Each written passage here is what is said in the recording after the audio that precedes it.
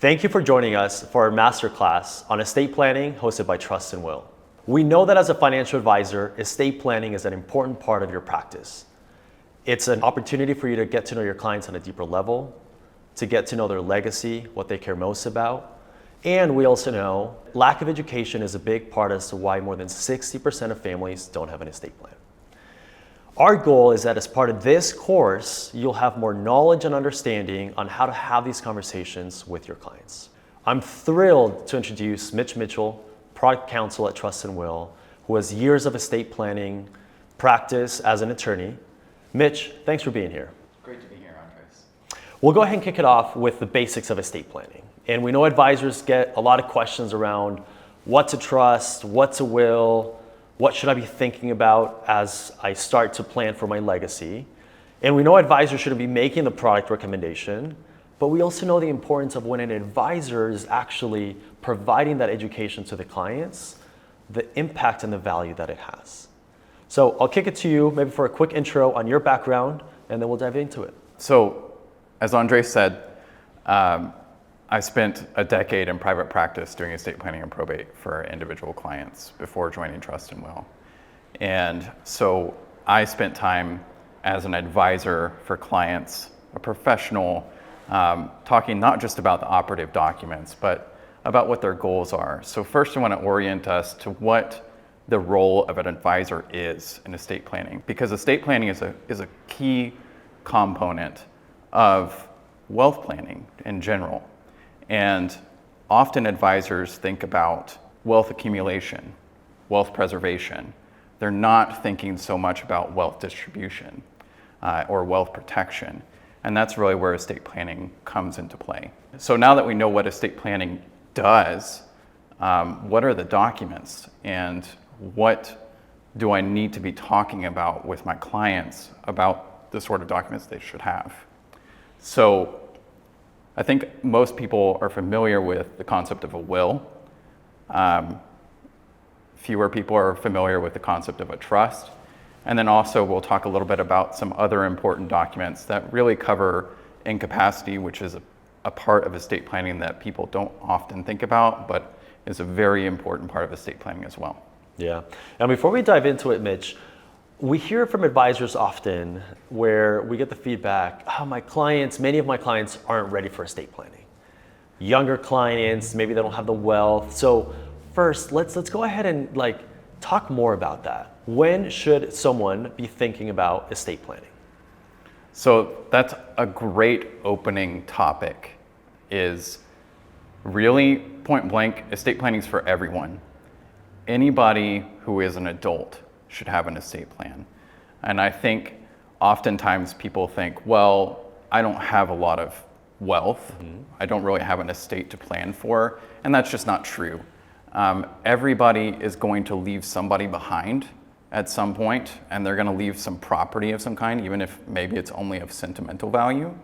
But also important, and again, when we talk about incapacity planning in a bit, is everybody will leave somebody behind. Everybody will leave property of some kind behind, even if maybe it's only of sentimental value. And also importantly, and we'll talk about the documents in a minute, we all at some point might experience a major health event that requires our loved ones to step in. And that's where having an estate plan is crucial to helping your family members understand what your desires are. What do you want your care to look like if you're not able to communicate those desires yourself? Yeah. I know we'll dive deeper into it in the incapacity documents, but we hear from advisors that their clients' children are turning 18 and they're going off to college, and the importance of what a power of attorney, what a HIPAA authorization does, and we'll go deeper into that. But let's start with the basic will. And I know that's, as you mentioned, that's kind of the main, most common in terms of what people think about, right? Like I can write a will on a napkin and go through that process, right? But let's explain that. What is a will? What's the purpose of a will? When should someone start thinking about starting with a will-based plan? And then I think from there we can transition into the trust-based planning. Yeah, so a will is the most basic document for planning what happens to your property when you die. And so I think a lot of people conceptually understand that. They might not understand all that goes into it. There might even be some misunderstanding, oh, it's a complex document and I don't know how to, I don't know how to create that. But it really is just a document that says, here's who I want to have my property, and here's who I want to be in charge of carrying out that plan. And what are the roles within a will-based plan? So you're choosing an executor. What does that mean? Who is an executor? So the executor is somebody that you've nominated to be in charge of administering your estate. So this is where it's important to talk about probate, because a will is a plan for what happens to your property in the probate process. You create this document while you're alive, but it doesn't go into effect until it's offered for probate in a court. And then the court will look at that document and will see, who did I name as executor? And so that's a nomination that's not official until somebody actually gets an order from the judge saying this person is my executor. But once they are appointed in that role, they can then go ahead and administer the property that is part of your estate. It's a great overview, Mitch. Let's talk a little bit about choosing an executor. How should someone think about choosing? Because that's a big decision. And I think also to note, and I want to make this super clear in this course, is that estate planning can change. Decisions can change. People, life, circumstances, they can change. So it's important to note that as you make these decisions, you can always come back and make these changes. But let's talk a little bit more about choosing an executor.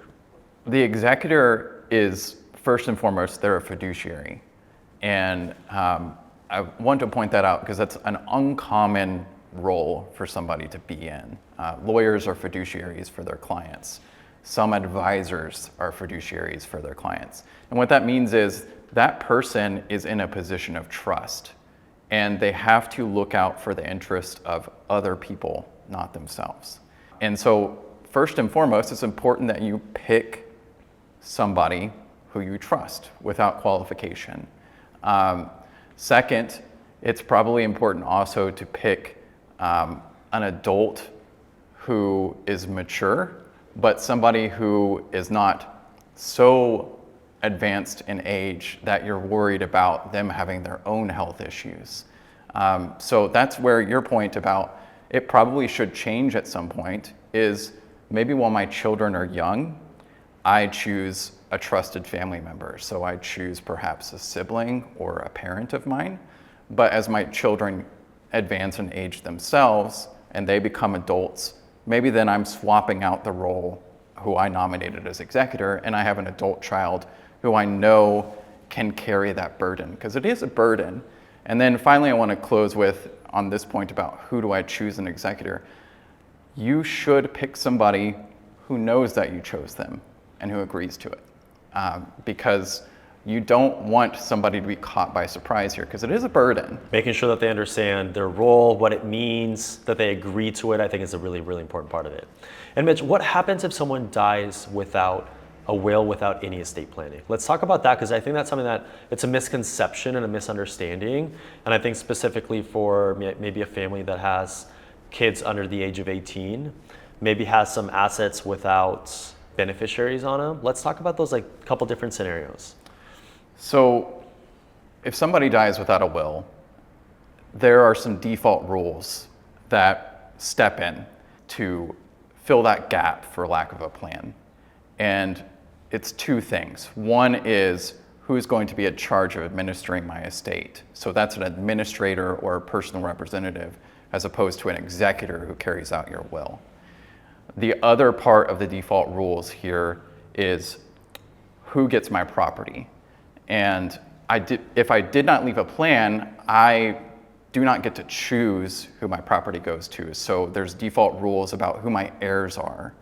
And that underscores the importance of having a plan. Is there's kind of this void of who's going to be in charge, because there are priority rules about who's administrator, and people might have equal priority and fight over who gets to administer the estate. So siblings, for instance, will have equal priority.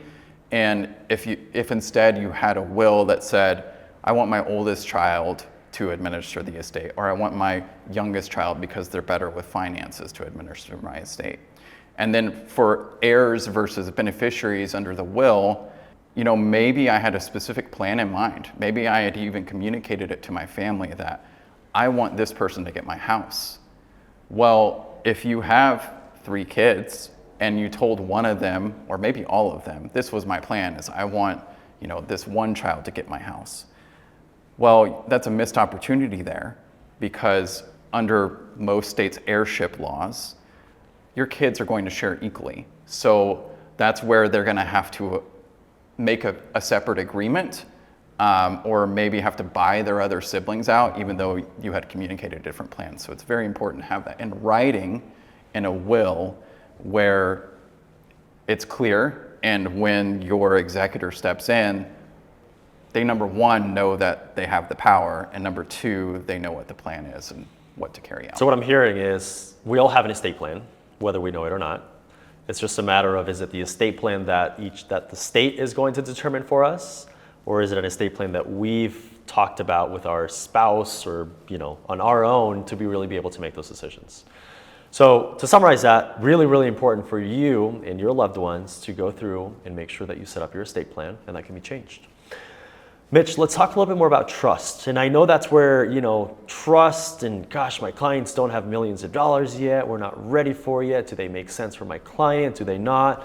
And look, one, we understand that they can be complex. We understand that depending on each state, it can vary and it can change. We understand that. So this will very likely not give you this clear-cut answer just because estate planning isn't that black and white.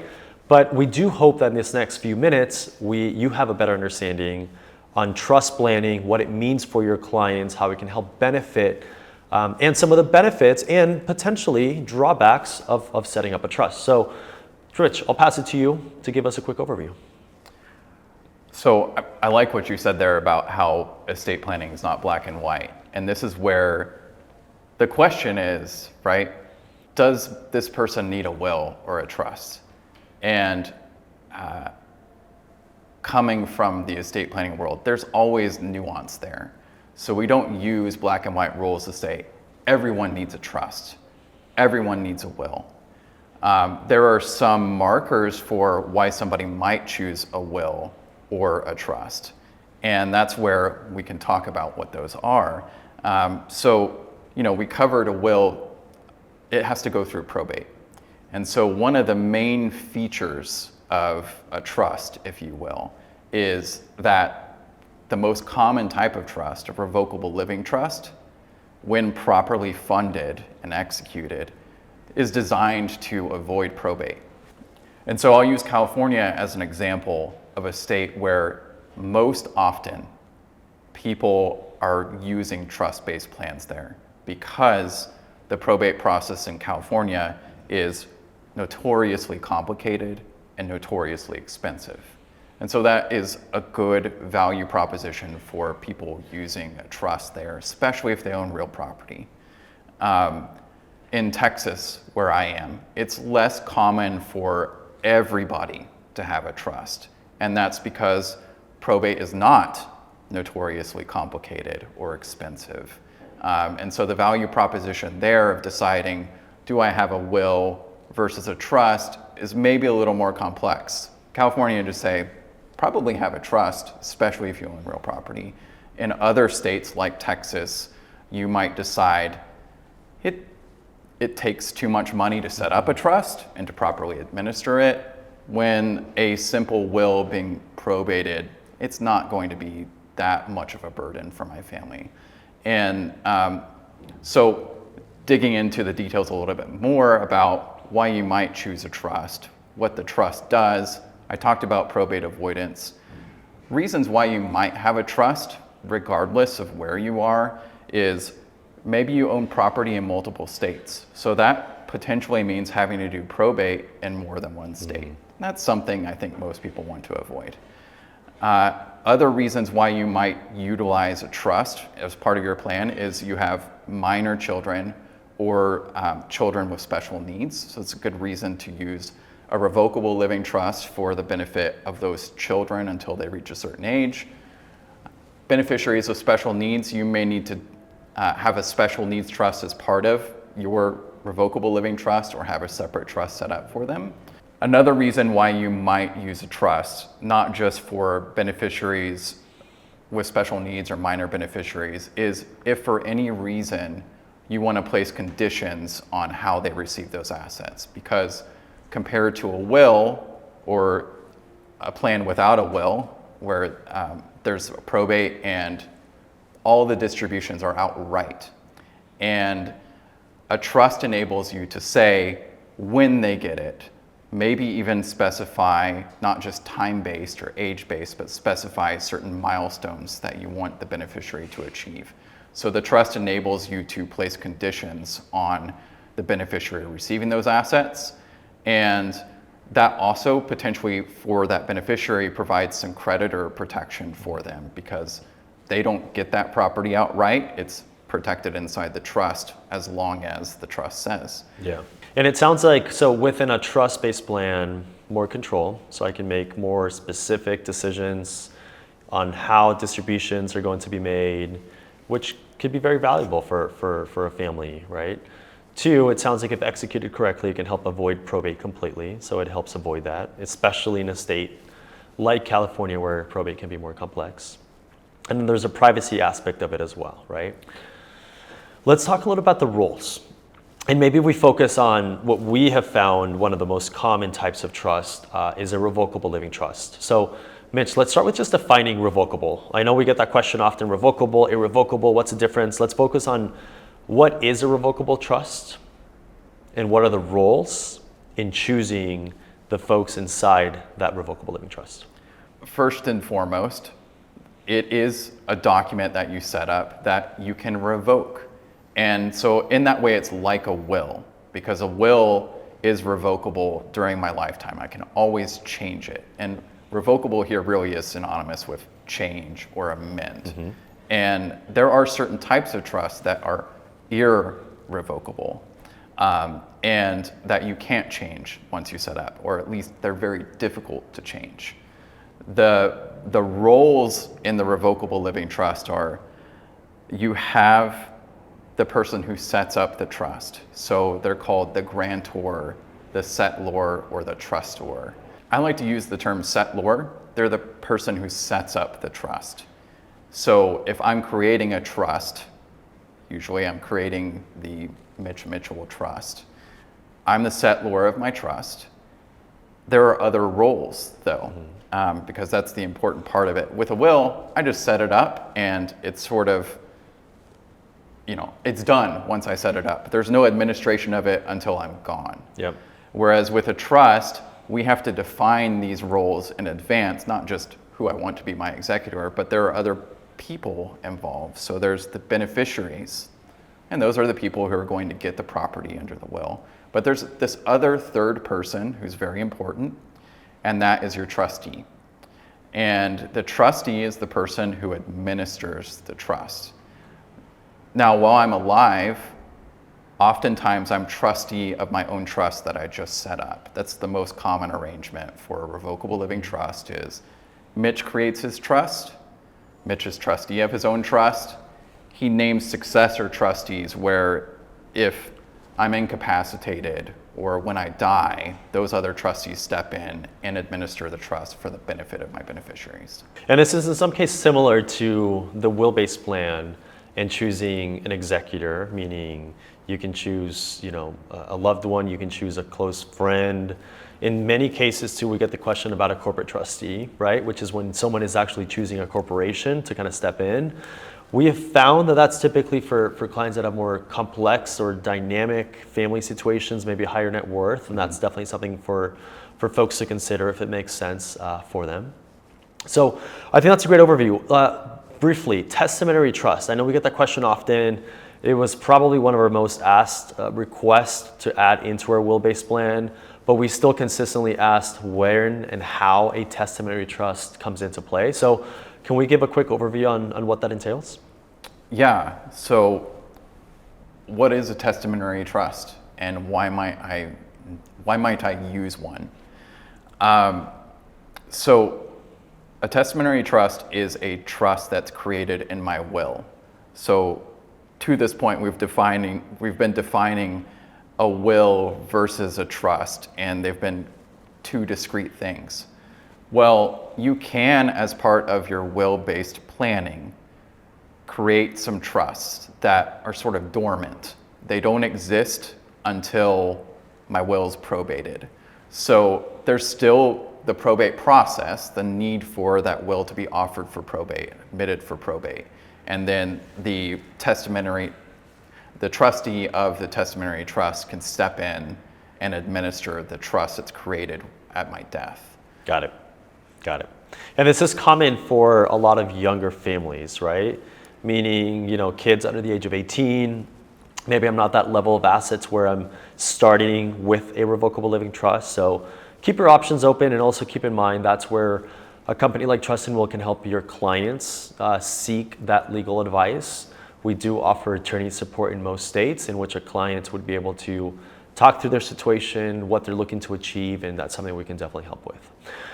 Let's transition into trust funding. And one, we know that this is a question you get from your clients.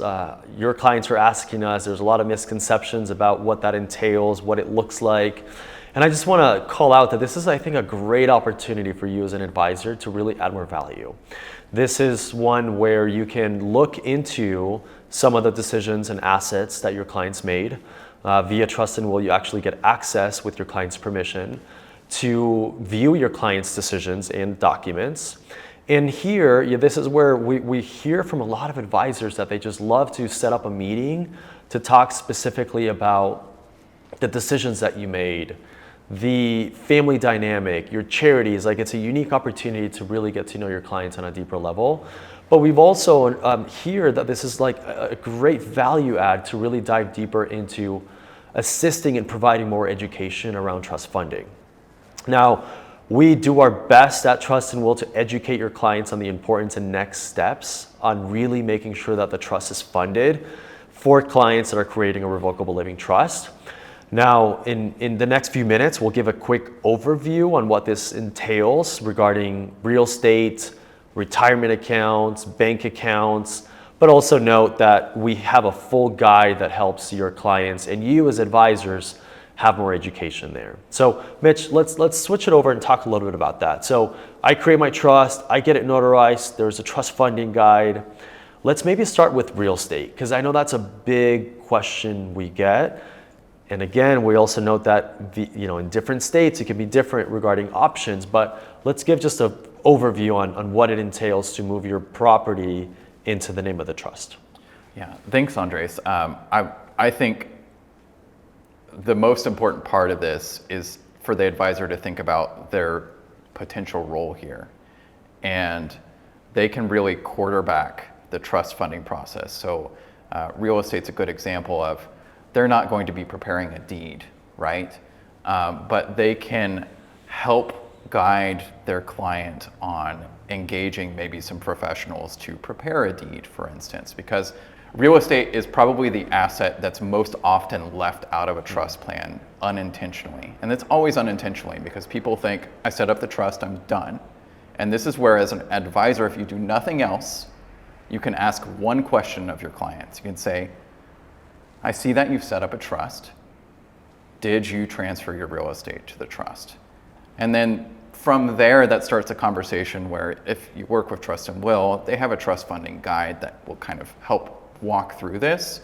But with real estate, until there is a deed transferring it to the trust, the plan is not working the way that it's intended. Mitch, let's introduce the term pour-over will, which I'm bringing up now just because in the trust funding process, a lot of times advisors will ask us, well, there's a pour-over will, we should be fine. Can we define what is a pour-over will and what is its role? The pour-over will is a backup. And so if there are assets, and I'll go back to real estate being the most often left out asset. If there are assets that are left out of my plan, then the pour-over will exists to probate my trust plan, essentially. So if the house was left out of the trust plan, I didn't do a deed to fund my trust with it, then the pour over will says any property that I left out that was in my name when I died, and I'm using non-legal terms here intentionally, but any property that was left out, go ahead and fund that into my trust. My trust is the beneficiary of my probate estate. So it's a backup. It's a document you don't want to have to use, but it's a document you want to exist so that if there is any property that was left out, it still meshes with the plan that I made with my trust, because your trust says who your beneficiaries are. You don't need to say in your will the same thing, because the pour over will effectively points to the plan you created in your trust. Got it. So it's more of a backup plan. Your clients and as advisors, your number one goal should be is to get those assets into the name of the trust. Let's talk bank accounts. And I bring this up just because in my banking career, this was a question we used to get all the time. Bring in the trust. Should I be setting the trust as the owner of the account? Should I be setting up the trust as the beneficiary of the bank account? Can we talk briefly about taxable bank accounts and what options are available in trust funding? Bank accounts are a good example. This is where there are some choices to make here, right? So you go to your bank and probably you already have an account with that bank. And you might have an account that you own individually. You might have an account that you own jointly with your spouse. And there's a signature card or a template for ownership that when you set up that account, you agreed to it.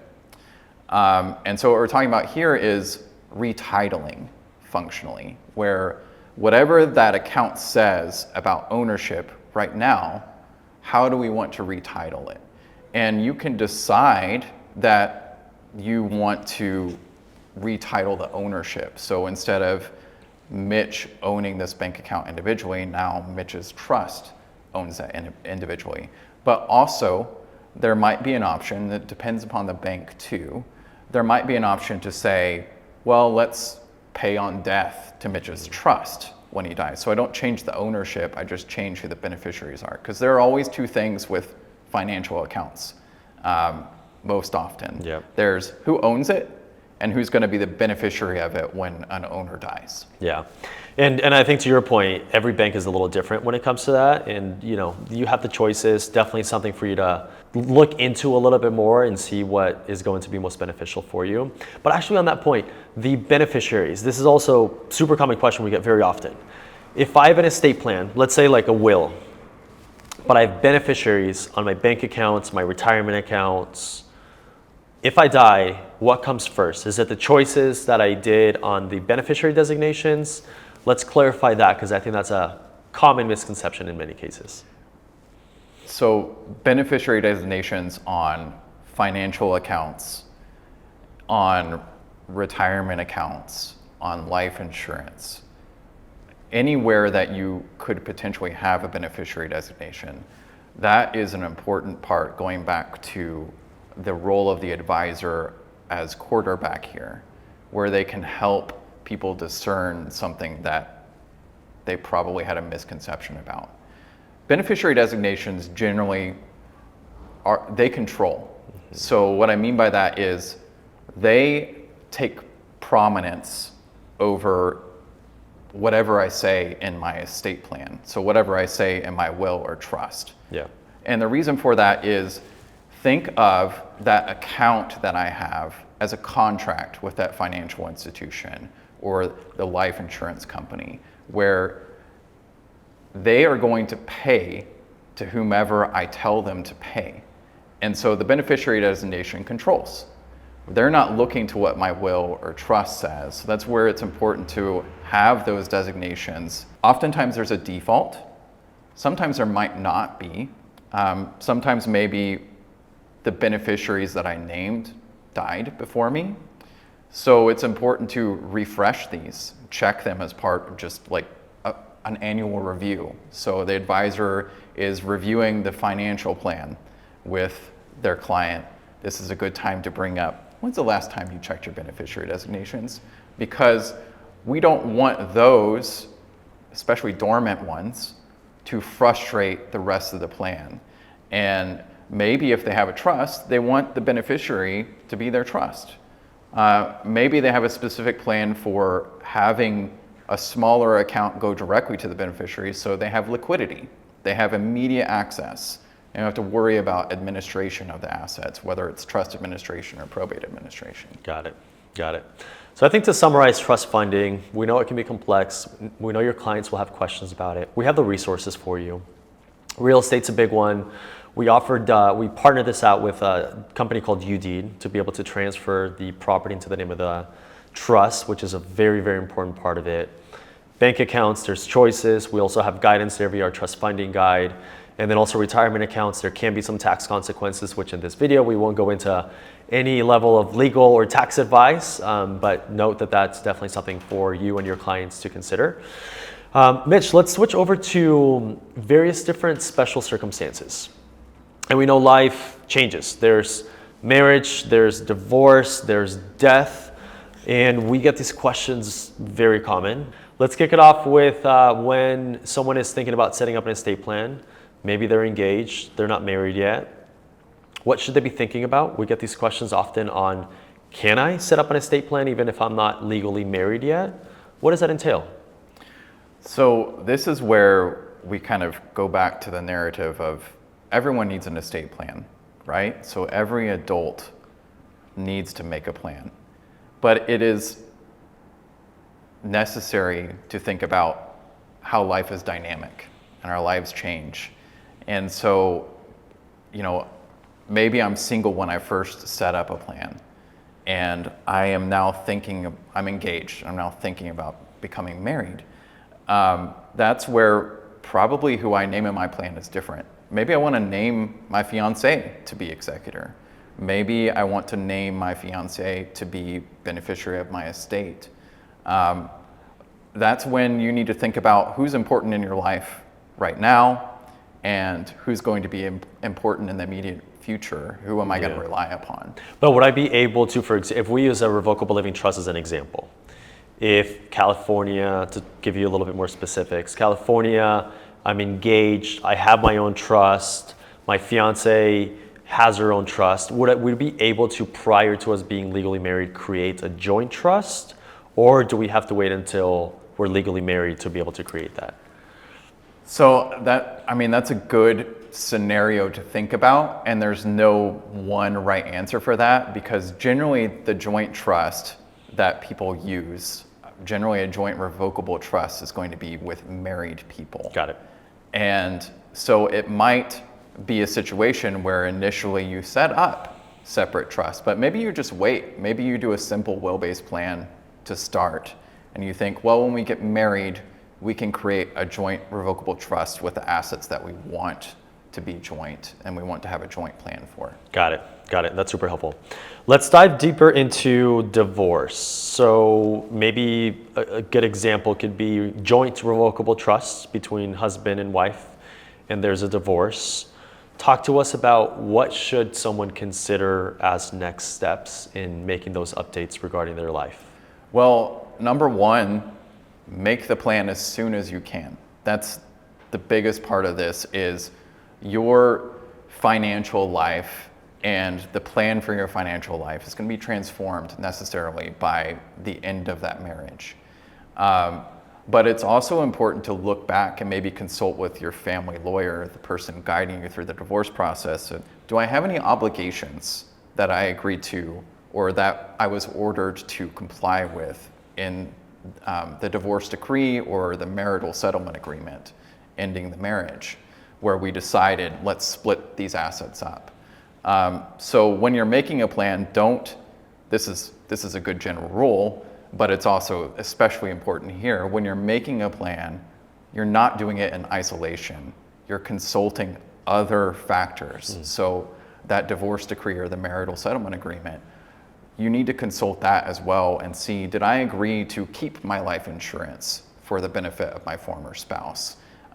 Maybe I didn't. Maybe there's nothing special there, but it's important to consult that.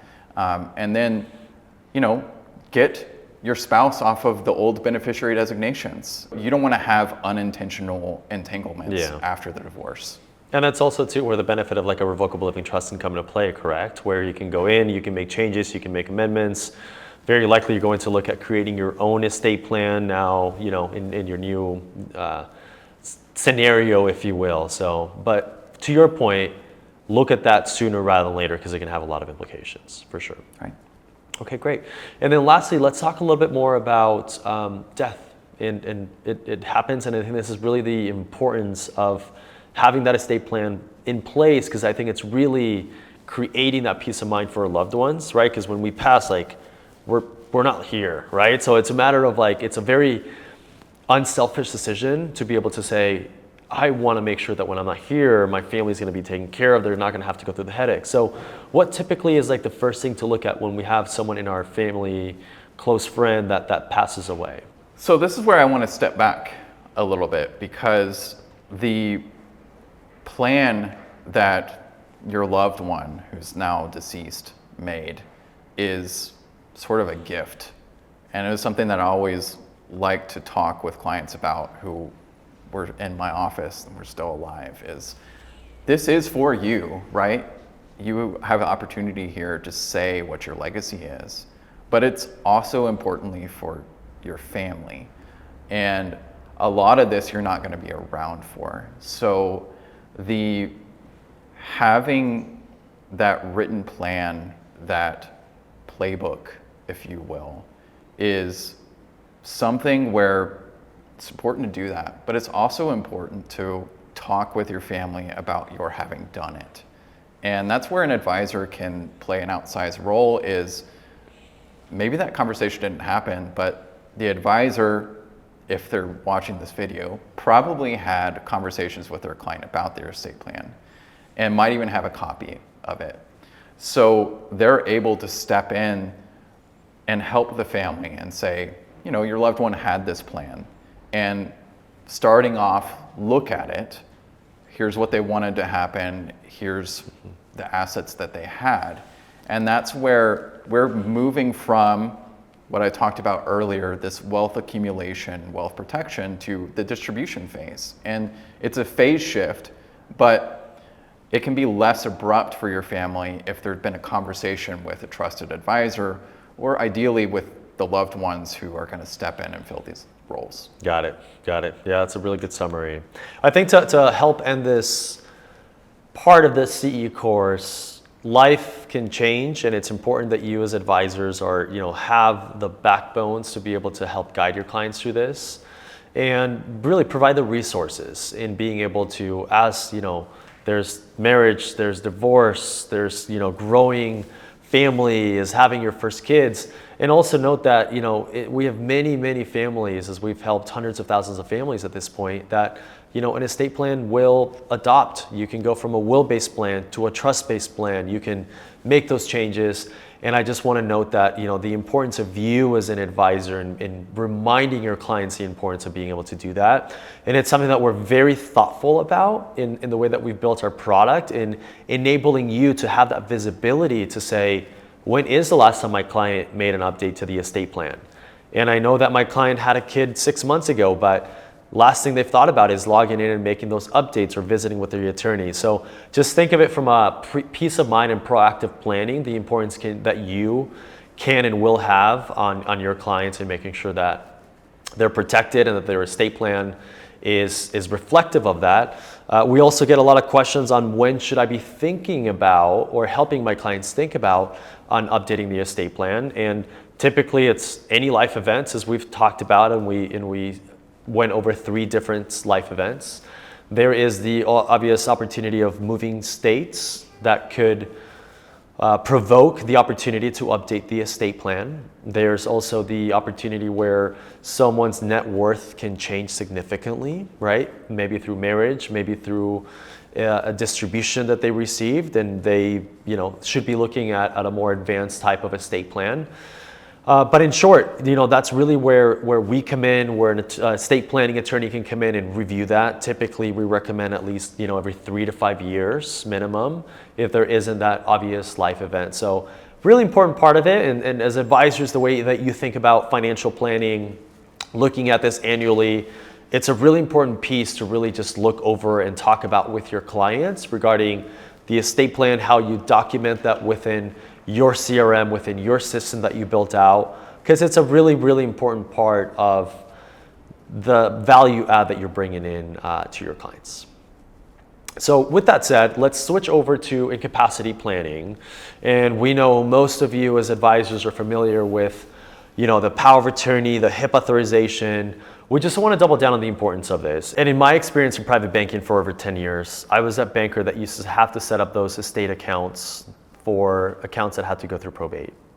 What most people don't realize is that these funds, depending on the state, aren't available right away to make distributions, to pay for expenses, the mortgage. So it's a really, really important part of it. And within the incapacity documents, and we can start with the power of attorney, right, which is the most basic document that we just really all need to have. And this is especially for even if we have kids that are turning 18 or legal age, going off to college. As a parent, we get used to saying, I can make a decision on behalf of my kid, right? But it changes once they're legal age. So power of attorney, durable, I think that's, questions we get often. What is it? Who should we be picking or thinking about? And we'll start there.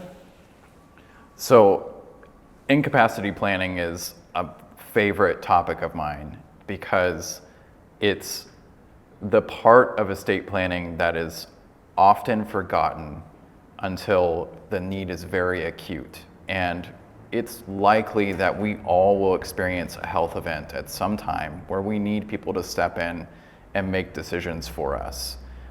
So a major medical event where I need an agent to step in and communicate to my providers about what I want. Maybe they need access to funds so they can pay my bills while I'm incapacitated.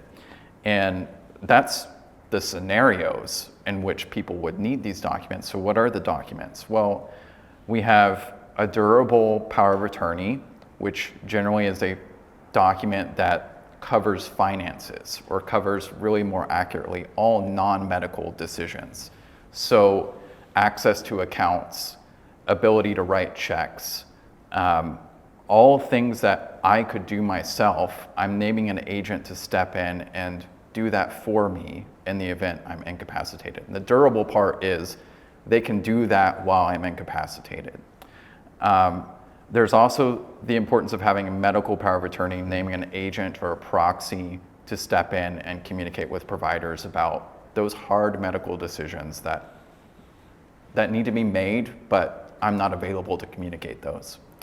And then the HIPAA authorization kind of dovetails with the medical power of attorney of these people can access my medical records and they can also request information or be in the loop with my medical providers about my medical history and decisions that need to be made. Yeah.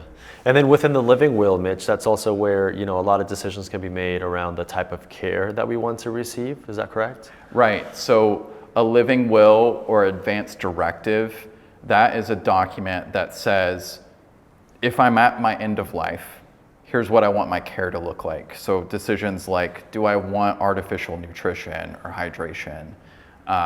Do I want interventions, or do I want to be left alone generally or kept comfortable? And then separately, there's also the concept of having a do not resuscitate order in place. That's generally something that you have with the hospital or your medical provider separately, but the living will tells your family your family and your providers what you want that end of life care to look like. Got it.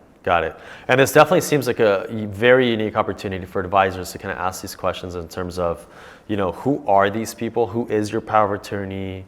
If you're in a hospital, who's making these decisions for, on your behalf? Do they know who you are as a financial advisor? I think is a very, very unique opportunity. So I think leading with that question and saying, something happens to you, who should I reach out to, or who should be reaching out to me, just so I have that kind of warm introduction prior to that. So really, really unique opportunity, and also making sure that, same with the estate planning documents, that these are also updated, right? Things can change. Your power of attorney, agents, family dynamics can change. So really making sure that you're helping your clients, making sure that this is all up to date. Great, and we'll spend the next few minutes talking about the estate tax exemption, and it's expected to sunset. So Mitch, what are some things that advisors, clients that could be impacted should be thinking about now? The current estate tax exemption in 2024 is about $13.6 million per individual, and that's temporary. The sunset is at the end of 2025, so starting with 2026, those amounts will be cut in half. And so there's an opportunity here where with those higher exemption amounts to potentially plan for that, to do some tax planning specific to using those larger exemption amounts that are expected right now to go back down to normal after the sunset. And so some techniques available regardless, I think, because nobody really knows what will happen. We don't know if Congress will intervene in the intervening months, really, to save that. But some techniques that we can use to take advantage of that right now, maybe we could do some gifting. If you have a client who has a lot of liquidity and maybe doesn't need all of that, then they can do some taxable gifts right now. But I like to think too, especially considering who our typical customer is, we don't generally have a lot of people with taxable estates, certainly not at the $13.6 million level. I always like to think about what's an evergreen good tax planning or gifting that we can do contemplating the taxes generally. And so outright gifting is always a great tool available to you. You can make gifts up to a certain level each year, and those are not counted against your exemption. And you can always do that. For beneficiaries who have medical needs, so they have medical bills, or beneficiaries who are in school, you can pay for those directly always, and they do not count against your exemption amount, because taxable gifts, any amount above the annual exemption amount threshold, are counted as taxable gifts, and they have to be reported on a gift tax return. But direct payment of medical bills, direct payment of education expenses, always paying to the provider or the institution directly, not the beneficiary, those are not reported. They're not reportable, and they're a good way to spend your money without having to worry about the exemption amount. It definitely sounds like it can be more complex, and it could definitely be something where your clients may want to actually seek legal advice to be able to look at those options. But not to discount, this is something that advisors are bringing up a lot, and it's a great opportunity to be proactive and help your clients understand the potential impact of what this could look like. Mitch, I want to thank you for your time. Hopefully this was something that advisors found very helpful in you spending at least an hour with us and bringing in your expertise and how you've actually been providing legal advice in the past prior to you joining Trust and Will, and now how you're an advocate for building the best in-class documents for financial advisors and their clients. So really, really appreciate you being here. And for you as advisors, thanks for spending time with us and learning more about estate planning, really truly the importance of it, and how much your clients are asking for you as financial advisors to build this into your practice, to build the education, the accountability.